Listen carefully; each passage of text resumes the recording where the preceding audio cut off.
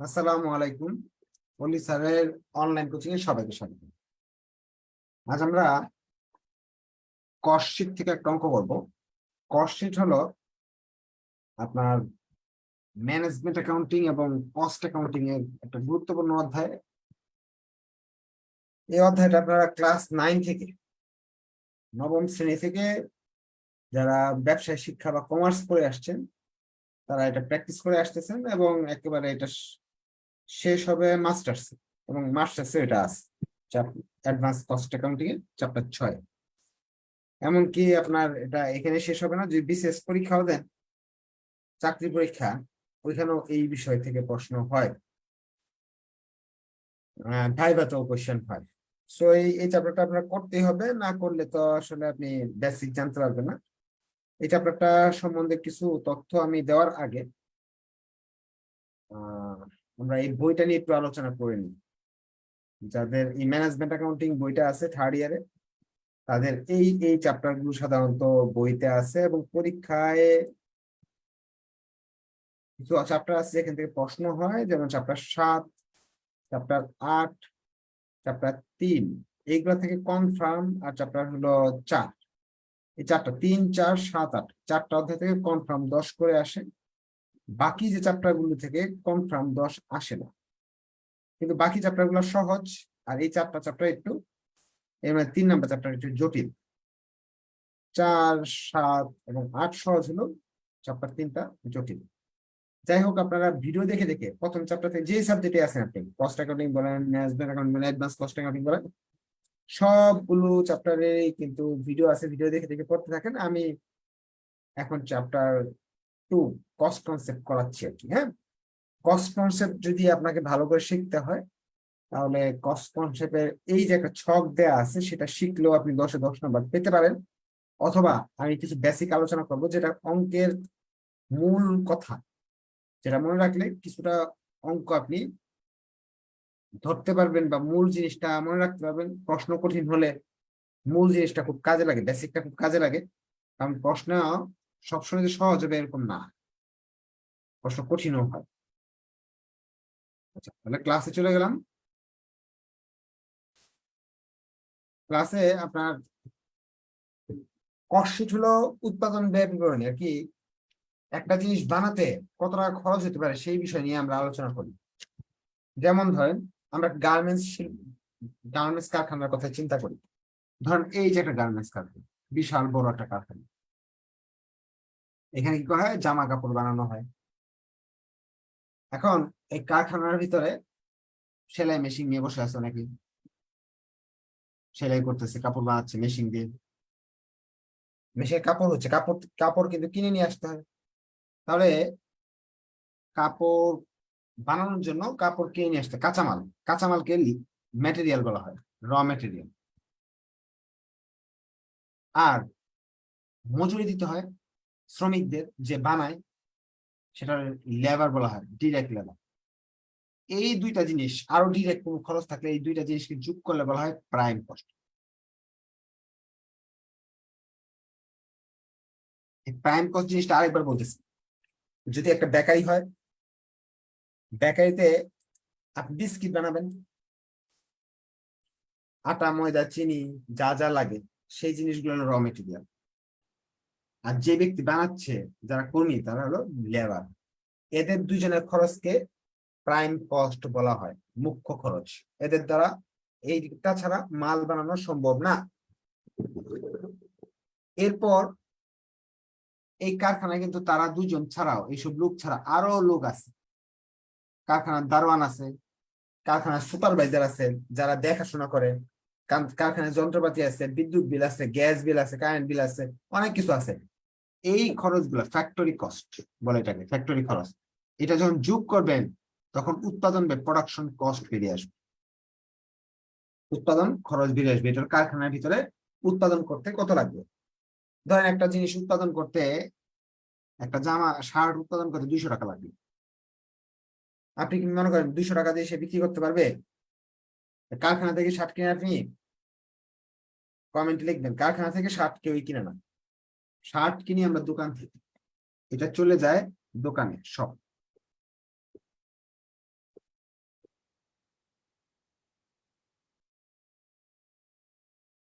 দোকানদাররা কিছু লাভ করে পরে বিক্রি করে।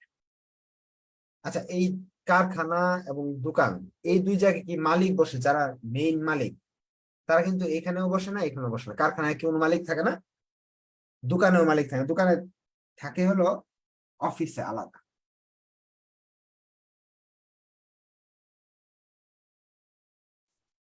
আলাদা অফিসে মালিক বসে থাকে, বিভিন্ন সিদ্ধান্ত নেয়, এদের বেতন দেয়, কত টাকা বিক্রি করলে বেশি লাভ হবে, এইসব সিদ্ধান্ত কে করে? অফিস। তার মানে অফিসেও কিছু খরচ আছে। ধরেন অফিসে হলো 50 টাকা খরচ আছে, আর দোকানদার লাভ করবে 50 টাকা। এ তিনটা কারখানা, অফিস এবং দোকান সব মিলিয়ে টোটাল কস্ট হলো 300। এখন মনে করেন 300 টাকা দিয়ে বিক্রি করবেন না, আপনি যে এত কষ্ট করলেন সেই কষ্টেরও তো একটা মূল্য আছে, লাভের আশায় করছেন, আপনি এখানে আরো 100 টাকা লাভ করতে পারেন।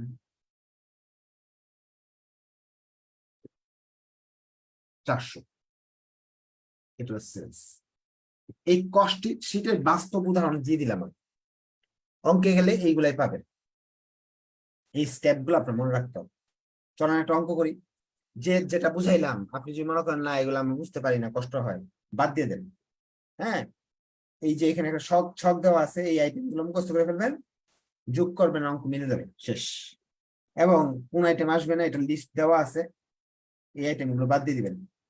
এবং ক্লাসের শেষে আজকে সুযোগ থাকলে, অথবা আজকে না সুযোগ থাকলে আগামী দিন যদি সুযোগ থাকে, তার শর্টকাটে কিভাবে অঙ্কটা মিলাইতে হয় সেটা আমি শিখিয়ে দিব। অঙ্কে আগে এই চ্যাপ্টারের এই অঙ্কটা টাচ করলে নাম্বার পাবেন ইনশাল্লাহ। 10-এর মধ্যে 5-6 পেয়ে যাবেন, এই কৌশলও ইনশাল্লাহ শিখিয়ে দিব। প্রবলেম 1, এই অঙ্কটা সাম্প্রতিক অনেকবার পরীক্ষায় আসছে। প্রশ্ন সহজ হলে এই টাইপের অঙ্ক আসে, প্রশ্ন সহজ হলে এই টাইপের অঙ্ক আসে। The apex company produce different type of leather goods. Apex company বিভিন্ন ধরনের চামড়ার পণ্য বানায়। The sales revenue for the year taka 12 lakh. গত বছর, এই বছর বা এক বছর 12 লাখ টাকা লাভ করছি। The cost related different information during the year were as follow. এই 12 লাখ টাকা যে মাল বিক্রি করলো, এটার যে বিভিন্ন খরচ হয়েছে সেটার একটা লিস্ট এখানে দেওয়া আছে। তার রিকোয়ারমেন্ট বলছে prepare a cost sheet. Cost sheet তৈরি করো এবং কস্ট শিটের ভিতরে এই শব্দগুলো কোথায় কোথায় আছে দেখাতে হবে। এখন কস্ট শিট করতে গেলে এরকম একটা ঘর করতে হবে। যখনই প্রশ্ন করবে কস্ট শিট তৈরি করো,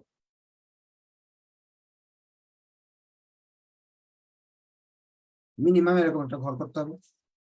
ঘরের করে উপরে প্রতিষ্ঠানের নাম নাম লিখবেন, কার অঙ্ক করতেছেন, অ্যাপেক্স কোম্পানি।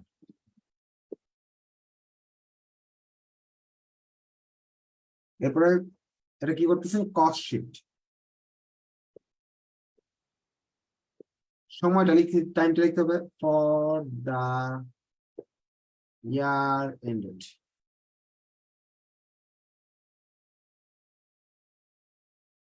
31 ডিসেম্বর।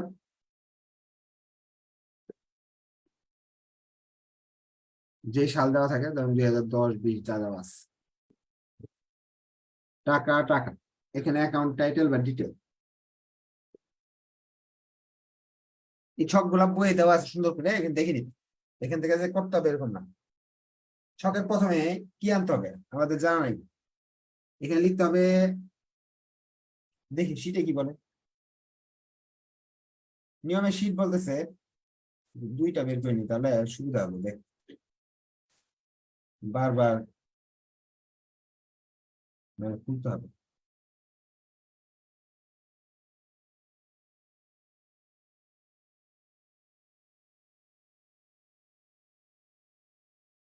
নিয়মের শীট বলতেছে যে আপনাকে প্রথমে এটা খুঁজে বের করতে হবে,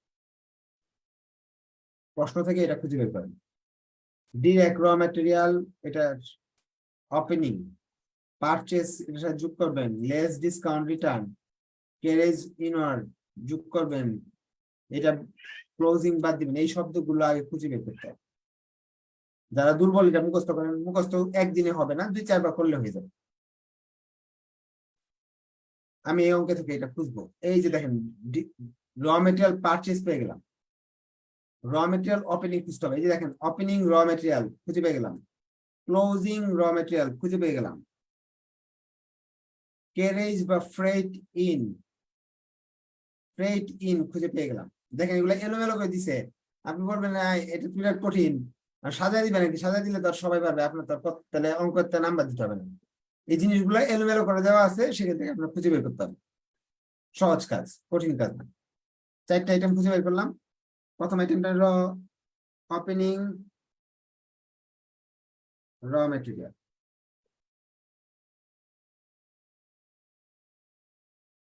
পারচেস,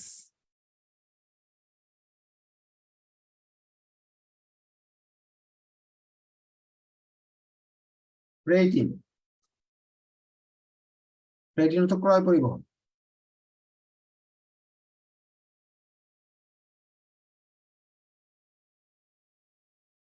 লেস, ইন্ডিং অথবা ক্লোজিং,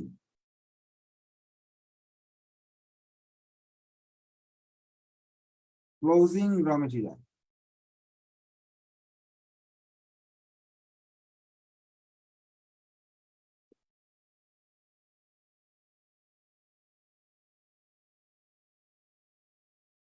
যেটা বেরোলো র মেটেরিয়াল ইউজড। আপনার কাছে এটা কঠিন লাগতে পারে প্রথম দিন করতেছেন বলে, এটা যখন আপনি 5 বার করবেন এই স্টেপটা আপনার মুখস্থ হয়ে যাবে। যারা দুর্বল স্টুডেন্ট তাদের এই অধ্যায় থেকে নাম্বার পাওয়ার একটা বিরাট সুযোগ আছে। আর এটা ম্যানেজমেন্ট অ্যাকাউন্টিং, যে আপনি বাংলায় লিখে আসবেন থিওরি চলবে না, জিরো পাবেন। হ্যাঁ, অঙ্ক দিয়ে পাস করতে হবে যদি পাস করতে চান। প্রতি বছর ম্যানেজমেন্ট অ্যাকাউন্টিং এ প্রায় 10% স্টুডেন্ট ফেল করে, প্রায় 10% উপরে, আরো বেশি ফেল করে। এখন কি করলাম, এই 4টা আইটেম, এই যে একটা একটা দুইটা তিনটা, এই 4টা আইটেম খুঁজে বের করলাম। এই জিনিস 3টা যোগ করলাম, ক্লোজিংটা বাদ দিলাম, যেটা বের হলো র মেটেরিয়াল ইউজড। এই জিনিসটা প্রশ্নে চাইছে যে এটা বের করে দেখো। এরকম একটা অঙ্কে 7টা আইটেম থাকে, একটা পাইলাম, র মেটেরিয়াল ইউজড বের করতে বলছে। পরে তারা বলছে প্রাইম কস্ট বের করতে। প্রাইম কস্ট বের করতে হলে ছকে যাই।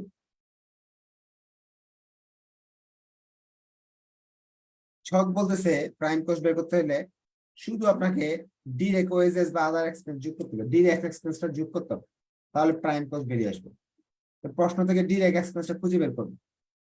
এই যে প্রোডাক্টিভ ওয়েজেস, উৎপাদনের সাথে জড়িত মজুরি হলো ডিরেক্ট এক্সপেন্স, এটা যোগ করতে হবে। আরো আছে চার্জেবল এক্সপেন্স, এটাও ডিরেক্ট। করতে করতে অভ্যস্ত হয়ে যাবেন।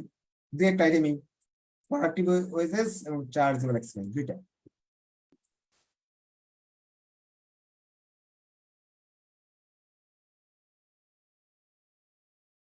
প্রোডাক্টিভ ওয়েজেস,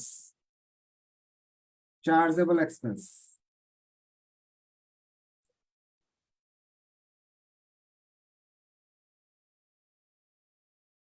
প্রাইম কস্ট, মুখ্য খরচ বেরিয়ে আসলো। মুখ্য খরচ বলতে বোঝাচ্ছে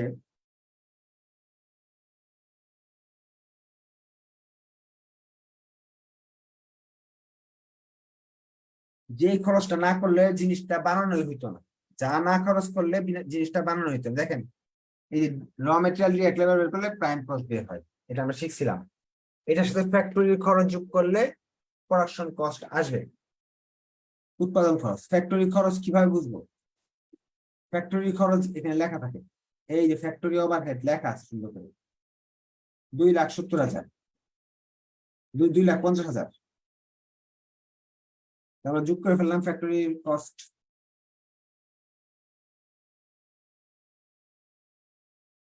ফ্যাক্টরি ওভারহেড যোগ করলাম 2,50,000।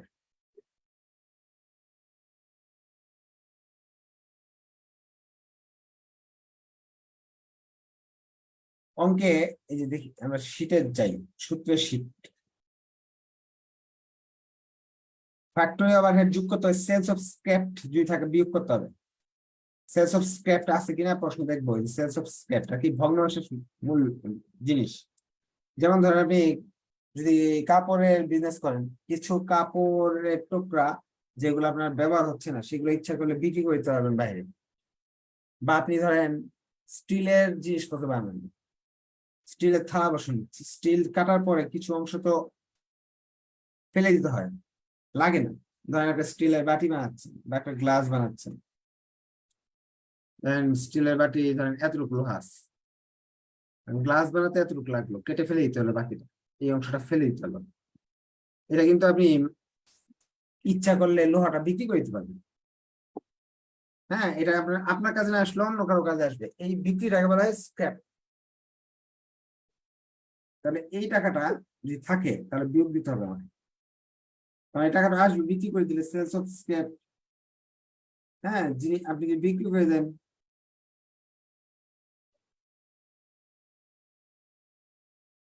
এগুলো তো সব খরচ, এটা বিক্রি করলে কি আয় হলো? আপনার কাছে যদি এই চ্যাপ্টার খুব কঠিন লাগে বাদ দিয়ে দেন, বাদ দিয়ে অন্য চ্যাপ্টার গুলো করেন, এখান থেকে তো এটা ছাড়া অন্য চ্যাপ্টার থেকে আপনি নাম্বার পাওয়ার সুযোগ আছে। যেটা বেরিয়ে এলো এটার নাম হলো আমাদের প্রোডাকশন কস্ট বা ম্যানুফ্যাকচারিং কস্ট।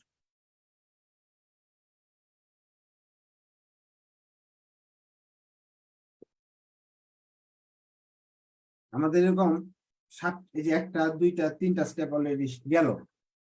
এই যে দেখেন প্রোডাকশন কস্ট পর্যন্ত আমাদের হয়ে গেছে। এখন আমাদের দোকান এবং অফিসের খরচগুলো খুঁজে খুঁজে বের করে যোগ করতে হবে। এর আগে কিছু মাল আধা প্রস্তুত আছে, সেগুলো একটু হিসাব করতে হবে। এরপরে কি আনতে হবে? ছকে যাচ্ছি, ছক বলতেছে এরপর আপনাকে আনতে হবে, প্রোডাকশন কস্টের অনেকগুলো নাম আছে কিন্তু, factory cost, works cost, production cost, manufacturing cost. আপনি যেটা মন চাই এটা লিখতে পারেন, বা প্রশ্নে যেটা লেখা আছে এটা লিখতে পারেন। এই টাকাটা বের হওয়ার পর প্রশ্ন বলছে ওয়ার্কিং প্রসেস ওপেনিং এবং ওয়ার্কিং প্রসেস ক্লোজিং যোগ বিয়োগ করতে হবে।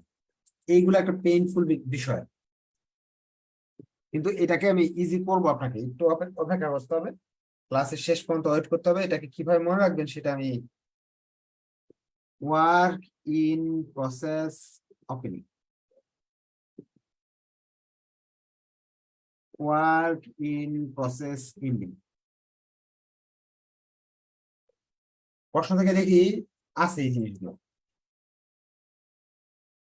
ওয়ার্কিং প্রসেস, এই দেখেন work in process ৮০,০০০ opening, working process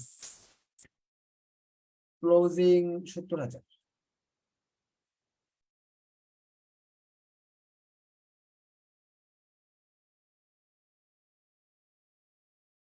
১০,০০০। এই যে ৭,০০,০০০ এর সঙ্গে ১০,০০০ টাকা আপনি যোগ করে দেবেন। অথবা যদি মনে করেন না এটা ভেজাল লাগতেছে, শর্টকাট, শর্টকাট কি, এখানে ৮০,০০০ যোগ ৭০,০০০ বিয়োগ, বিয়োগ আর এটা যোগ, এই এটার সাথে ৭,৭০,০০০।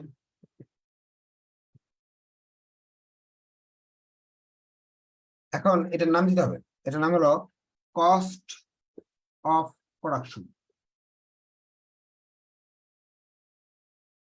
এটা আমাদের ৪ নাম্বার আইটেম। এটা যদি ১ হয়, এটা যদি ২ হয়, এটা হলো ৩, এটা হলো ৪। অঙ্কে বলে নাই, তারপর করতে হবে আপনার। Finish goods opening, finish goods ending, কই আছে এগুলো প্রশ্নে? এগুলো বলা থাকে ফিনিশ গুডস ওপেনিং এবং ফিনিশ গুডস এন্ডিং। ওপেনিং যে যোগ হলে এন্ডিং বিয়োগ করতে হবে।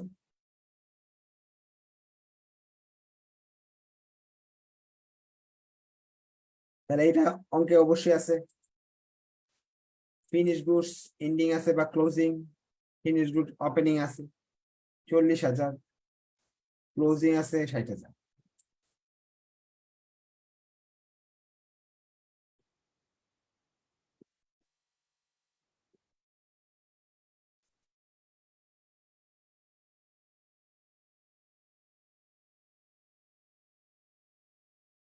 এখন যোগ বিয়োগ করতে হবে, যোগ বিয়োগ গুলো আপনার আমার সাথে করেন, আমার তো মুখে মুখে যোগ বিয়োগ করি আমি, ভুল হইতে পারে। 6,97,000, এটার নাম দিতে হবে। এটার নাম হলো কস্ট অফ গুডস। এখন আপনার খুবই কনফিউশনে আছেন যে এই যে stock opening ending opening ending opening ending 6টা আছে, শর্টকাট নিয়ম বলে দিতেছি। এই যে 3টা এখানে, এরা 3জন যোগ হবে। স্টক গুলো 3 রকমের হইতে পারে, র মেটেরিয়াল, ওয়ার্কিং এবং ফিনিশড। এখানে আরো 3টা আছে, ক্লোজিং 3টা, ক্লোজিং 3টা বিয়োগ ওপেনিং 3টা যোগ। এই দেখেন, এই যে ওপেনিং একটা, এই যে একটা ওপেনিং, এই যে একটা ওপেনিং, 3টা ওপেনিং যোগ করছে 3 জায়গায়। একটা হলো প্রথম দিকে, র মেটেরিয়ালটা প্রথম দিকে, ওয়ার্কিং প্রসেসটা হলো মাঝের দিকে, ফিনিশ গুডসটা শেষের দিকে। ক্লোজিং 3জনকে দেখেন, 1 2 3, এন্ডিং বা ক্লোজিং একটা জিনিস। এরা সব ক্ষেত্রে বাদ হয়েছে, এখানেও বাদ, এখানেও বাদ, এখানেও বাদ। এই অঙ্কে সব আইটেমে যোগ হচ্ছে, খালি ক্লোজিং শব্দটা বিয়োগ হচ্ছে। আর এখানে একটা ছিল সেলস অফ স্ক্র্যাপ, এই 2টা আইটেম বিয়োগ হয়েছে আর সব কিছু যোগ। এটা দিয়ে কিভাবে অঙ্ক মিলানো যায় এটা শেষে বলবো। এই কারখানার খরচ হয়ে গেল, কারখানার খরচ শেষ। এখন কি করার, এরপরের কাজ হলো অফিসের খরচ এবং মার্কেটিং এর খরচ যদি থাকে সেগুলো যোগ করতে হবে, তাহলে টোটাল কস্ট বেরিয়ে আসবে। অফিসের খরচ এবং মার্কেটিং খরচ আছে কিনা আমার অঙ্কে, এটা আমি খুঁজে দেখতেছি। আমাদের অফিস খরচ আছে, এই যে এইদিকে আছে, সেলিং এবং অফিসের খরচ আছে 40 এবং 10, সেলিং এবং অফিস 40 এবং 10।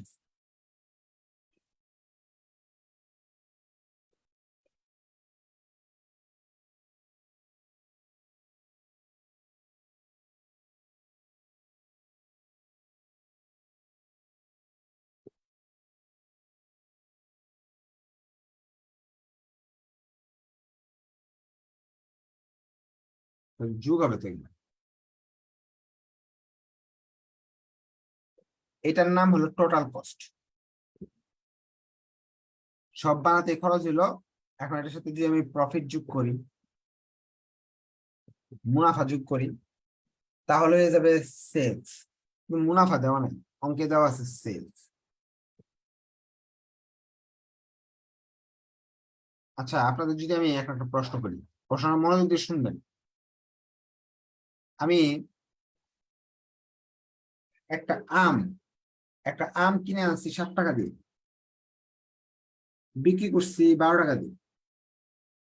প্রশ্ন হলো লাভ কত হয়েছে, চ্যাট বক্সে লিখবেন, কমেন্টে লিখেন।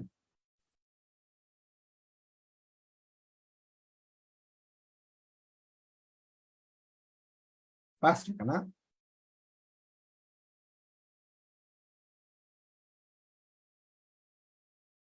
পাঁচ টাকা কিভাবে বের করছেন? বিক্রয় মূল্য থেকে খরচটা বাদ দিচ্ছেন নাকি? বিক্রয় মূল্য থেকে খরচটা বাদ দিচ্ছেন। বিক্রয় মূল্য তো প্রশ্নের উপরে দেওয়াই ছিল ফার্স্টেই, এই যে 12 লাখ উপরে দেওয়া আছে। 12 লাখ টাকায় মাল বিক্রি করছেন, এটা সবার প্রথমেই দেওয়া আছে। এখন খরচ পড়ছে 7,47,000, আয় হলো কত সবাই পারছেন, খুব ভালো, 5 টাকা দিয়ে লাভ হয়েছে।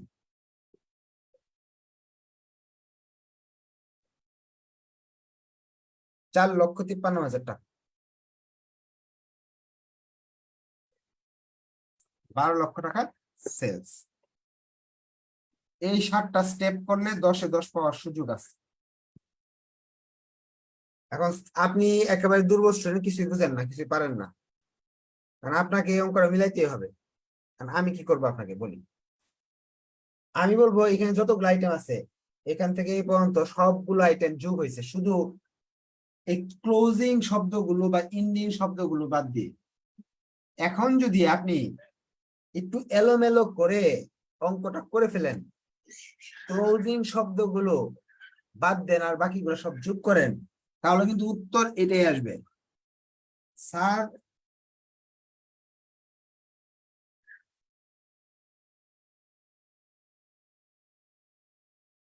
এটা যদি ধরতে পারে তো ভালোই, আর না ধরতে পারে নাই। এইটা কিন্তু ম্যানেজমেন্ট অ্যাকাউন্টিং ক্লাস হচ্ছে। হ্যাঁ, আপনার management accounting chapter 2, cost accounting যাদের আছে তারা পড়তে পারবে, এদের চ্যাপ্টার 2। এমবিএ এর অ্যাডভান্স কস্ট অ্যাকাউন্টিং তাদের হচ্ছে চ্যাপ্টার 6, এর ভিতরে এগুলো আছে। হ্যাঁ, অতিরিক্ত ক্লাস হচ্ছে এমবিএ এর জন্য, যদি করতে চান করতে পারেন, অপশনাল। এমবিএ এর মেইন ক্লাস হলো রবি মঙ্গল বৃহস্পতি 9:30টায়। আচ্ছা, যাই হোক, এখন এটা ফাইনাল ইয়ারের ক্লাস না। ফাইনাল ইয়ারের ক্লাসের রুটিন দেখেন, আপনি মেসেঞ্জারের গ্রুপে যান, আপনার মেসেঞ্জার গ্রুপে কখন কি ক্লাস না ক্লাস সব দেওয়া আছে। এটা থার্ড ইয়ারের ক্লাস। এখন এখানে ধরেন আপনি যদি গুজামিল জমিলাতে যান, তাহলে কি হবে, এই আইটেম গুলো সব যোগ করবেন, সেলস অফ স্ক্র্যাপ আর এই আইটেম গুলো বাদ দিয়ে দিবেন, আনসার মিলে যাবে। স্যার ভিতরে ধরতে পারবে, ধরতে পারলে কিছু নাম্বার কমাই দিবে, কিন্তু একেবারে কেটে দিবে না। 10 হয়তো বা 8, 7, 6 স্যারের মর্জি অনুযায়ী নাম্বার দিবে। তাহলে এই চ্যাপ্টার থেকে 10 নাম্বার পাওয়া অনেক ইজি।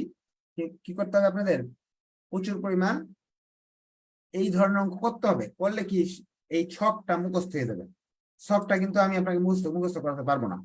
এটা কি আপনার মুখস্থ পরে মুখস্থ করলে পারবেন না, অঙ্ক করতে হবে। এই অঙ্কের ভিডিও দেওয়া আছে, বা আমি সবগুলো অঙ্ক করাই দিব, বাসায় একটু প্র্যাকটিস করবেন, ইনশাল্লাহ ভালো করতে পারবেন। তাই এই সপ্তাহে আরেকবার নোটিশ দিয়ে দিচ্ছি, এই সপ্তাহে আর ক্লাস হবে না, পূজার বন্ধ চলবে। পূজার বন্ধের পরে আমি ইয়েতে যাব, চট্টগ্রাম। আপনাদের যে যাদের চট্টগ্রামে থাকেন, সব সব বিভাগ এবং সব জেলাতেই একবার ট্যুর দিব, যে দেখে আসবো। কারণ আমাকে তো আর আপনারা দেখতে পারেন না, আপনাদেরও আমি দেখতে পাই না। চট্টগ্রাম আসবো হলো এই সপ্তাহে মঙ্গলবার রওনা দিব ইনশাল্লাহ। যদি আল্লাহ তাআলা হায়াতে রাখে, তাহলে বুধবার বৃহস্পতিবার এরকম আপনাদের চট্টগ্রাম স্টুডেন্টের সাথে দেখা সাক্ষাৎ হবে। আপনারা এই নিউজটা একটু জানিয়ে দিন আপনাদের যারা চট্টগ্রামের স্টুডেন্ট আছে তাদেরকে। হ্যাঁ, এই সপ্তাহের ক্লাস হবে না, পূজা বন্ধ। নেক্সট উইক আপনার ক্লাস হবে আবার। আর এর মাঝে পূজার বন্ধুকে আপনি ইচ্ছে হলে কাজে লাগাতে পারেন।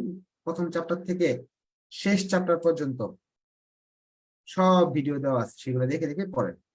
আজকে এই পর্যন্ত থাকলো, ধন্যবাদ সবাইকে। আজকে প্রশ্ন নাই, প্রশ্ন থাকলেও নেক্সট ক্লাসে প্রশ্ন করতে পারবেন, টেনশনের কোনো কারণ নেই। টাঙ্গাইলেও আসবো, কুমিল্লাও আসবো, সব জায়গায় যাব, আস্তে আস্তে যাব, আপনারা রেডি থাকেন। হ্যাঁ, দেখা করার জন্য। ঠিক আছে, গিফট নিয়ে যাব, গিফট আমার জন্য রাখতে হবে না, আপনাদের জন্য গিফট নিয়ে যাবে ইনশাল্লাহ। ঠিক আছে, ধন্যবাদ সবাইকে, আসসালামু আলাইকুম।